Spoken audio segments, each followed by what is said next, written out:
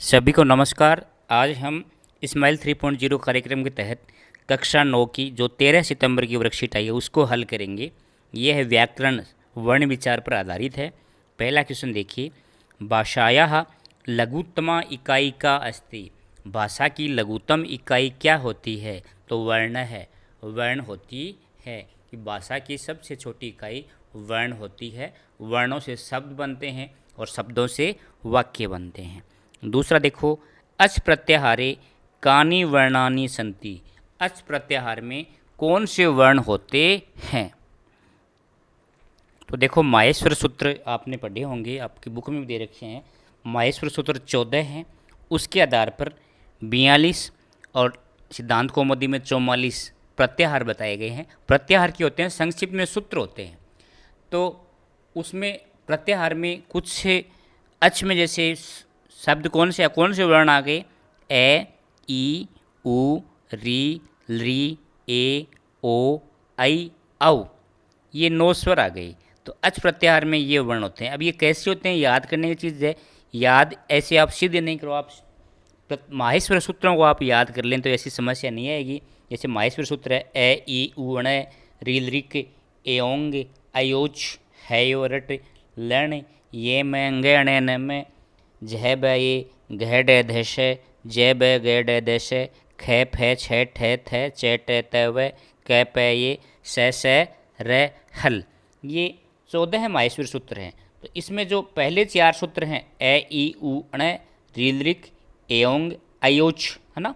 तो ऐसे च तक यहाँ से अच प्रत्याहार बना, और अच प्रत्याहार बना तो ये लास्ट के जो अण है, क है, अंग है, इनके हलंत वाले शब्द तो हटा दो, और बीच में जो जो भी आए ना, ए, ई, उ, री, ली, ए, ओ, आई, औ, ये सारे क्या हैं? वर्ण अच प्रत्याहार में आ जाते हैं। तीसरा देखो, प्लुत स्वरस्य प्रयोग है कदा भवति। प्लुत स्वर का प्रयोग कब होता है? तो जिस स्वर वर्णों के उच्चारण में 3 मात्रा या उससे अधिक का समय लगे उन्हें प्लुत स्वर कहते हैं। देखो, स्वर, पहले तो वर्ण 2 प्रकार के हो गए, स्वर और व्यंजन, है ना। स्वर को एच बोलते हैं संस्कृत में और व्यंजन को हल बोलते हैं। और स्वर वर्ण उच्चारण काल के आधार पर 3 प्रकार के होते हैं। ह्रस्व एक मात्रिक जैसे ए, दीर्घ द्विमात्रिक जैसे आ, और प्लुत त्रिमात्रिक 3 मात्रा या उससे अधिक का समय लगे हुए प्लुत स्वर होते हैं। लौकिक साहित्य में या हिंदी में प्लुत स्वर का कम काम में आता है। संस्कृत और वैदिक साहित्य में शब्द का खूब प्रयोग होता था। तो जैसे आपने ओम शब्द देखा होगा कि कई इस ओम को, जैसे मैंने ये था लिखा है ओ, इसको 3 लिखा हुआ है, इसको ऊ पढ़ते हैं कई लोग। ये ऊ नहीं होता, ये 3 है। और ये 3 किसका चिन्ह है? प्लुत स्वर का चिन्ह है। ओ के आगे 3 लिखा है, इसका मतलब ओ प्लुत स्वर है। ओ को लंबे समय तक उच्चारण करना है। 3 मात्रिक है, जैसे ओम, है ना। ओ दीर्घ मात्रिक हो गया ओम, है ना। तो ओ प्लुत स्वर है। ये 3 की संख्या जिस वर्ण के आगे लगी होती है, जिस स्वर के आगे लगी होती है, वह स्वर प्लुत स्वर होता है। तो ये बहुत बहुत सारे बच्चे हैं या बड़े बड़े मिल जाएंगे जिनको भी इस चीज़ का पता नहीं होता कि 3 वास्तव में 3 है, वो लोग ऊ ही समझते हैं, है ना। ऐसे मान लो कोई भी उदाहरण है, हे राम, है ना, हे राम अत्र गच्छ, हे राम यहाँ आओ।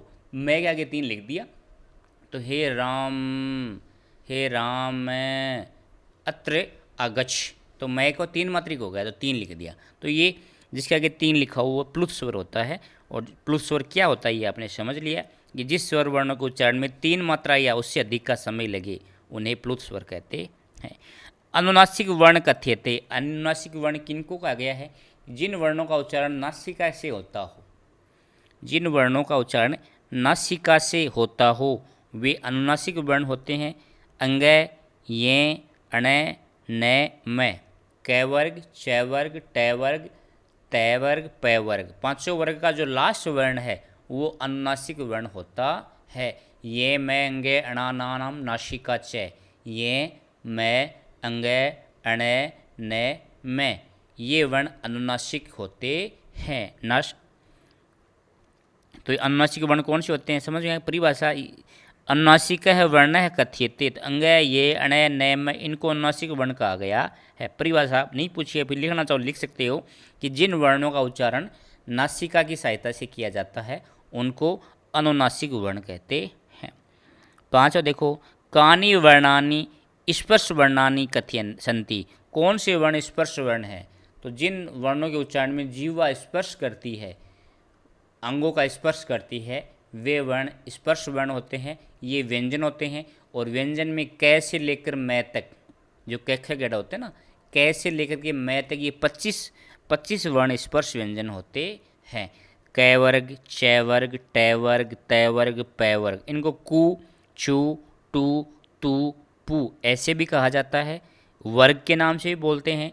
और सीधा बता देंगे कै से लेकर मै तक 25 वर्ण स्पर्श व्यंजन होते हैं। मैंने सभी लिख दिए आपकी, कै ख ग हलंत लगा के लिखा है, क्योंकि हल व्यंजन वर्ण होते हैं, वे हलंत युक्त होते हैं।